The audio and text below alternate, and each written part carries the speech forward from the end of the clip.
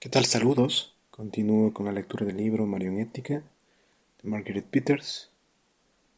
En este episodio voy a continuar con el segundo capítulo titulado Revolución Cultural Mundial, Posmodernidad y Nueva Ética Mundial. Recuerda que si no escuchaste el primer capítulo, pues lo puedes buscar acá mismo en este podcast. Dice así. En los años 80, la revolución cultural occidental había alcanzado su paroxismo y llegaba a su fin. Mientras la Guerra Fría concluía, la revolución sentaba sólidamente sus logros en el ámbito de la política y extendía sus efectos a todos los aspectos de la vida social en Occidente, en particular a la educación. Cabalgando sobre la ola de la globalización, la revolución cultural occidental se propagó al resto del mundo a una velocidad vertiginosa, provocando así una revolución cultural mundial. A la vez, la comunidad internacional emprendía la elaboración de nuevas normas que contribuyeran un marco ético para la nueva era que empezaba. Este capítulo nos introduce en el contexto histórico de la nueva ética y del complejo fenómeno de la posmodernidad, el rasgo predominante de esta ética. También evidencia la relación casual entre revolución cultural occidental y posmodernidad. Coyuntura internacional en 1989. La caída del muro de Berlín en 1989 marcó la entrada de la humanidad en una nueva era, el fin del antagonismo este-oeste y la apertura de las fronteras políticas coincidieron con la aceleración muy rápida de la globalización económica. El poder financiero y económico de las multinacionales aumentaba de modo exponencial, mientras que el poder de los estados-nación parecía disminuir. La Organización de las Naciones Unidas, ONU, trataba de reforzar a sus instituciones para incrementar su poder normativo mundial y posicionarse así en el centro estratégico de la gobernanza mundial, afirmando que había recibido un mandato ético y que gozaba de una autoridad moral universal. La ONU se presentó como la única institución capaz de dar un rostro humano, ético y duradero a la globalización. Se ofreció como contrapeso ético al poder económico del mercado y pretendió hacerse con el monopolio de la ética en los años decisivos que siguieron a la caída del muro de Berlín. A partir de 1990, la ONU organizó una serie sin precedentes de grandes conferencias intergubernamentales que cubrían todos los aspectos de la vida en sociedad. Educación, Compton 1990, Los niños y sus derechos, Nueva York 1990, Medio ambiente, Río 1992, Derechos humanos, Viena 1993, Población, El Cairo 1994, Desarrollo social, Copenhague 1995, Mujer, Pekín 1995, Hábitat, Estambul 1996 y Alimentación, Roma 1996.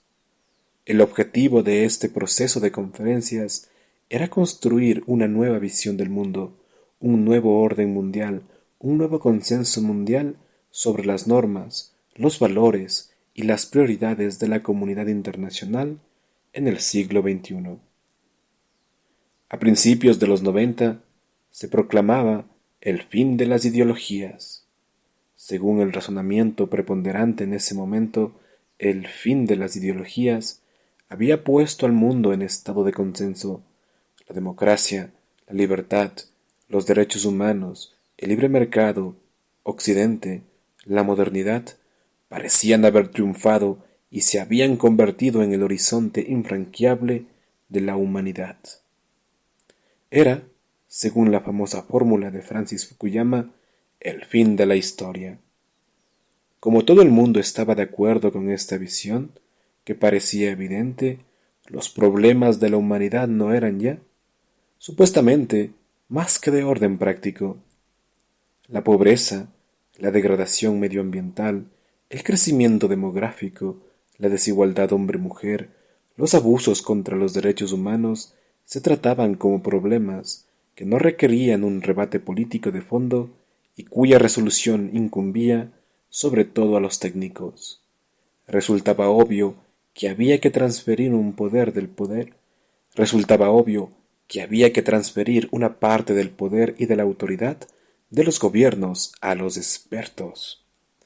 Los expertos que llevaban las riendas de la gobernanza mundial a principios de los 90 tenían, en realidad, ambiciones normativas mundiales. Los problemas de la humanidad, decían, eran ahora mundiales y requerían no sólo soluciones mundiales, sino también valores mundiales. Esta afirmación no se discutió, aunque escondía un programa ideológico y mundialista evidente. Después de la revolución cultural que había deconstruido los valores tradicionales occidentales, se aceptó tácitamente que la nueva ética mundial debía construirse, por así decir, ex nihilo, es decir, como si la naturaleza de la ley de Dios no existieran, mediante un proceso de consenso, ya que la humanidad se hallaba entonces supuestamente en una situación de consenso, y no mediante una confrontación hostil de opiniones como la que había marcado la modernidad y la Guerra Fría. En realidad, la lógica de este razonamiento era simplista y errónea. Se basaba en el mito de la neutralidad, un legado del laicismo que parecía triunfar en ese momento y que se manifestaba bajo varios aspectos que convienen analizar. El mito de la neutralidad de la ciencia y la fe ciega en la labor de los expertos. La experiencia de los años que siguieron a la caída del muro de Berlín pronto demostró que los entre comillas expertos estaban al servicio de programas ideológicos ocultos. La debilidad moral de Occidente, al entrar la humanidad de pleno en la globalización, permitió a estos ideólogos tomar el poder e integrar las conquistas de la revolución cultural occidental en la codificación de la nueva ética mundial. La absolutización de la democracia y la libertad. Como vimos en el capítulo anterior, la revolución cultural occidental radicalizó la libertad y deconstruyó los valores tradicionales que habían dado a Occidente una responsabilidad particular en el mundo y a la democracia una legitimidad moral. Ahora bien, la democracia no es un fin o un bien en sí mismo, y no todo lo occidental es necesariamente bueno y digno de ser aplicado universalmente. Por último, el mito del consenso. Un consenso auténtico y duradero es imposible sin comprometerse y sin un contenido claro. El consenso mundial, que es totalmente ambivalente y por ambivalencia hace imposible el compromiso, no es duradero. Nuevo lenguaje y revolución cultural mundial. El nuevo consenso mundial consiste en un conjunto de nuevos paradigmas que se expresan a través de un nuevo lenguaje. Algunos ejemplos de palabras y expresiones que forman parte de este lenguaje: globalización con rostro humano, ciudadanía mundial, consenso, desarrollo sostenible, partenariado, sociedad civil, ONG, buena gobernanza, democracia participativa, calidad de vida, educación para todos, igualdad de acceso, apoderamiento de la mujer, salud y derechos sexuales y reproductivos, consentimiento informado, género, igualdad de género, igualdad de oportunidades, acceso igual y universal, clarificación de los valores, capacitación, mejores prácticas, responsabilidad social y corporativa, seguridad humana, diversidad cultural, educación para la paz, parlamento de los niños. Los conceptos deconstruidos por la revolución cultural occidental tienden a desaparecer del lenguaje mundial. Por ejemplo, verdad, amor, caridad, marido, mujer, esposos, padres, padre, madre, hijo, hija, hermano, hermana, familia, comunión, corazón, conciencia, razón, inteligencia, voluntad, complementariedad, identidad, virginidad, castidad, pudor, decencia, felicidad, crecimiento, alegría, esperanza, fe, bien, mal, pecado, sufrimiento, sacrificio, don, gratuidad, servicio, bien común, moralidad, ley, dogma, respuesta, misterio, significado, definición, realidad, representación democrática. ¿Acaso nos sugirió Jacques Derrida en un artículo publicado en Le Monde poco antes de su muerte en 2004 eliminar la palabra matrimonio del Código Civil francés para resolver el problema del estatus jurídico de las parejas homosexuales? La exclusión de ciertas palabras es un factor importante a tener en cuenta en el análisis.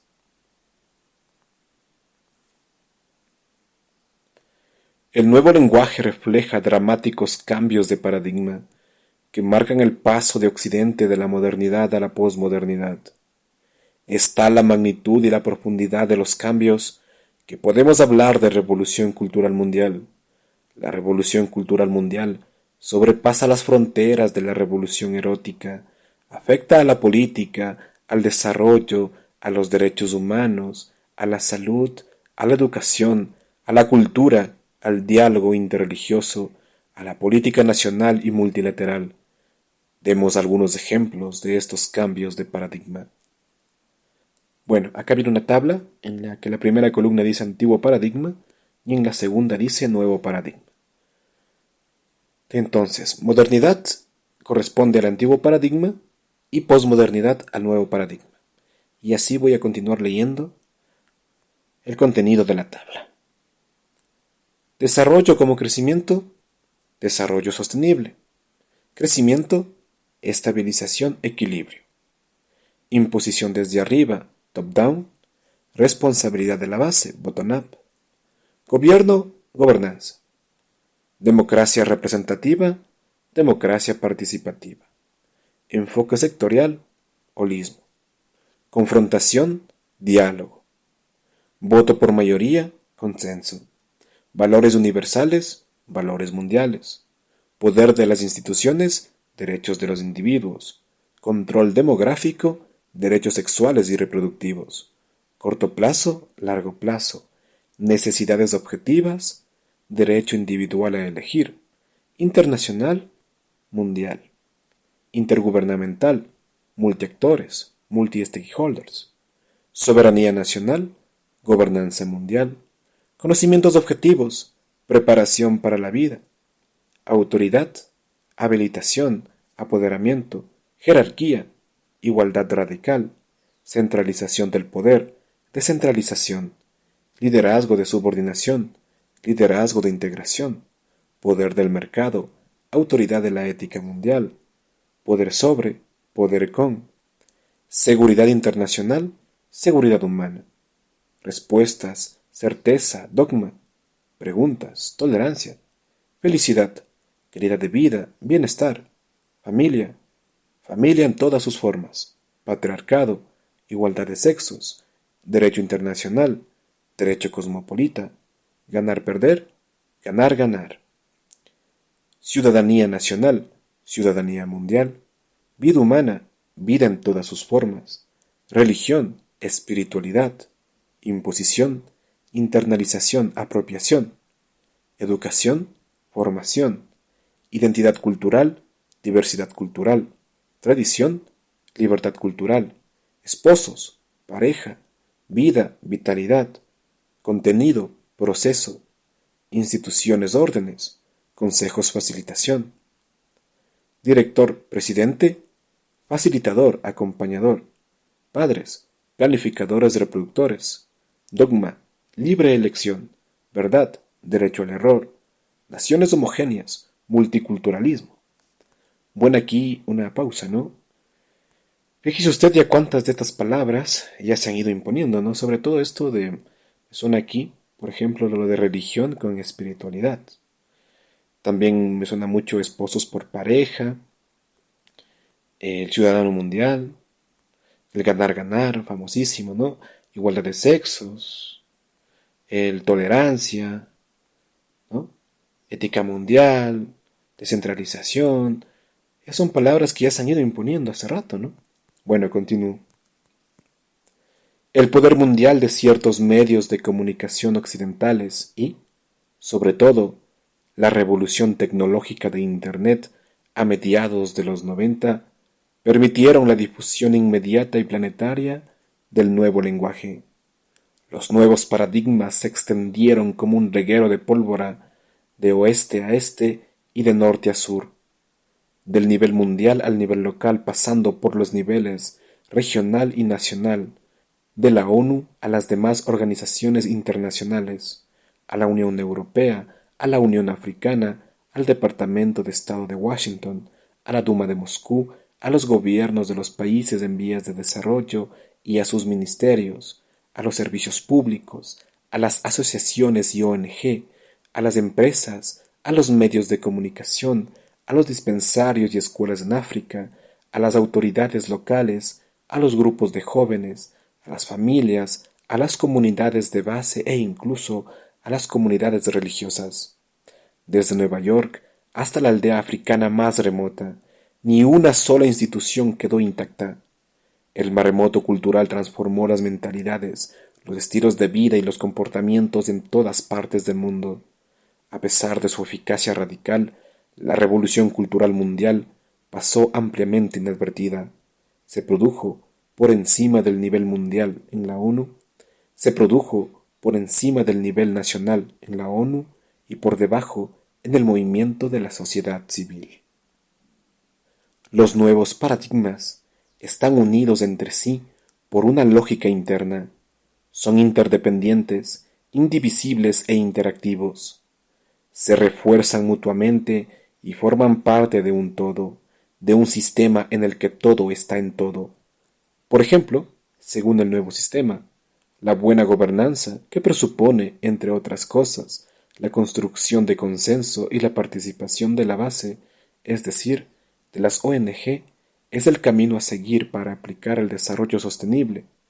Este pasa por la igualdad de sexos, cuya condición previa es el acceso universal a la salud reproductiva, basada a su vez en el derecho a elegir y en el aborto, entre comillas, sin riesgos. Los nuevos paradigmas son holísticos, se incluyen mutuamente hasta tal punto que se incluyen totalmente los unos en los otros. Adhiere una ética común. Bueno, antes de finalizar, ¿no? Esta palabra consenso fue utilizada en la campaña de acá del presidente de Ecuador, Guillermo Lasso, ¿no? Él hablaba, ¿no? Del consenso. Bueno, un posmoderno, un vendepatria. En el próximo episodio continuaré con la lectura del segundo capítulo y leeré la sección El consenso mundial secuestrado hacia una era postdemocrática. Así que bueno, si te gustó el episodio, compártelo, suscríbete, vuélvelo a escuchar para que tengas un poco más claro estos conceptos, lo que hemos visto acá. De igual manera, puedes apoyar al canal desde el enlace en la descripción. Sin nada más que decir, me despido. Hasta una próxima oportunidad. Gracias.